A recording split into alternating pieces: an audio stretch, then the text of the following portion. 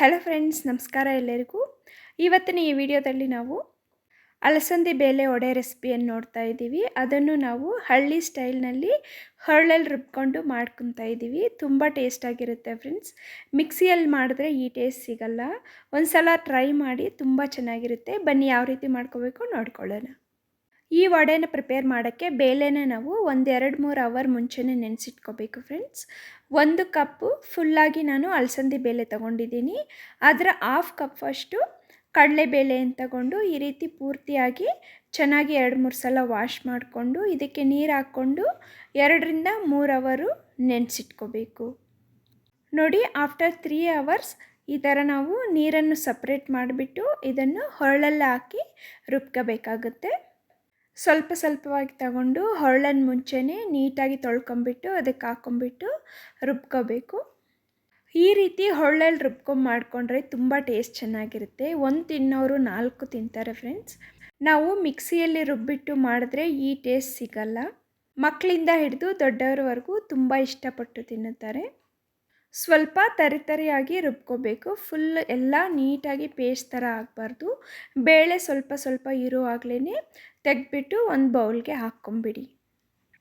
Soak ಮಾಡಿಕೊಂಡಿರುವಂತಹ ಎಲ್ಲ ಬೇಳೆನೂ ಇದೇ ರೀತಿ ಹೊರಳಲ್ಲಿ ಸ್ವಲ್ಪ ಸ್ವಲ್ಪ ಹಾಕ್ಕೊಂಡು ರುಬ್ಕೋಬೇಕು.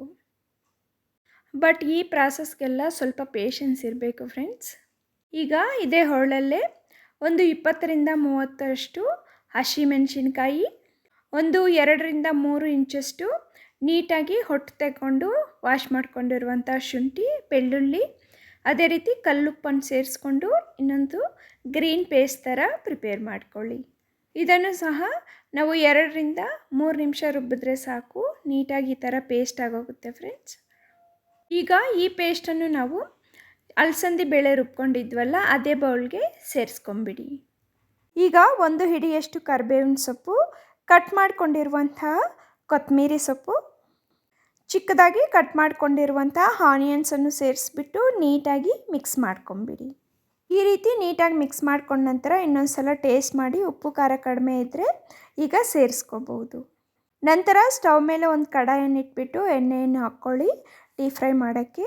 ಎಣ್ಣೆಯನ್ನು ಕಾದ ನಂತರ ಈ ಥರ ಸ್ವಲ್ಪ ಹಾಕ್ಕೊಂಬಿಟ್ಟು ಎಣ್ಣೆ ಕಾದಿದ್ರೆ ಸ್ವಲ್ಪ ಸ್ವಲ್ಪವಾಗಿ ಈ ಥರ ಬಾಳೆ ಎಲೆ ಇಲ್ಲ ಬಟರ್ ಪೇಪರಲ್ಲಿ ಹಾಕ್ಕೊಂಬಿಟ್ಟು ನಾವು ಈ ರೀತಿ ಹೋಲನ್ನು ಮಾಡ್ಕೋಬೇಕು ಫ್ರೆಂಡ್ಸ್. ಈ ಥರ ನೀಟಾಗಿ ಸ್ಪ್ರೆಡ್ ಮಾಡಿಬಿಟ್ಟು ಹೋಲನ್ನು ಮಾಡ್ಕೋಬೇಕು.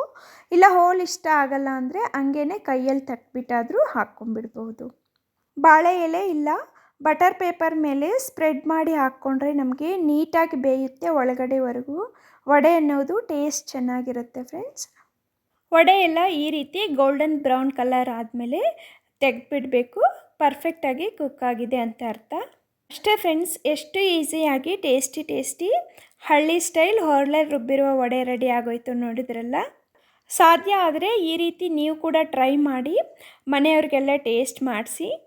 ಈ ವಿಡಿಯೋ ಇಷ್ಟ ಆದಲ್ಲಿ ಪ್ಲೀಸ್ ಒಂದು ಲೈಕನ್ನು ಕೊಡೋದು ಮಾತ್ರ ಮರಿಬೇಡಿ. ಅದೇ ರೀತಿ ನಿಮ್ಮ ಫ್ರೆಂಡ್ಸ್ ಹಾಗೆ ಫ್ಯಾಮಿಲಿ ಮೆಂಬರ್ಸ್ ಜೊತೆ ಶೇರ್ ಮಾಡಿಕೊಳ್ಳಿ. ಇಂತಹ ಮತ್ತಷ್ಟು ವಿಡಿಯೋಗಳಿಗಾಗಿ ಪ್ಲೀಸ್ ನಮ್ಮ ಚಾನಲನ್ನು ಸಬ್ಸ್ಕ್ರೈಬ್ ಮಾಡಿಕೊಳ್ಳಿ. ಸಬ್ಸ್ಕ್ರೈಬ್ ಮಾಡಿಕೊಂಡ ನಂತರ ಪಕ್ಕದಲ್ಲೇ ಇರುವಂತಹ ಬೆಲ್ಲೈಕಾನನ್ನು ಕ್ಲಿಕ್ ಮಾಡುವುದು ಮಾತ್ರ ಮರೆಯಬೇಡಿ. Thank you for watching and have a great day.